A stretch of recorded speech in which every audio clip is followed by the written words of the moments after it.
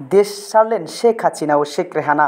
আজ সোমবার বেলা 2:30টায় বঙ্গভবন থেকে একটি সামরিক হেলিকপ্টারে শেখ হাসিনাকে নিয়ে যাত্রা করে। এ সময় তার সঙ্গে তার ছোট বোন শেখ রেহানা ছিলেন। সংশ্লিষ্ট সূত্রে জানা যায়, তারা হেলিকপ্টারে ভারতের পশ্চিমবঙ্গের উদ্দেশ্যে রওনা দিয়েছেন। এদিকে বার্তা সংস্থার এএফপি জানিয়েছেন, শেখ হাসিনা ও তার ছোট বোন শেখ রেহানা গণভবন থেকে নিরাপত্তা স্থানে চলে গেছেন। শেখ হাসিনা যাওয়ার আগে একটি ভাষণ রেকর্ড করে যেতে চেয়েছিলেন, তিনি সে সুযোগ পাননি।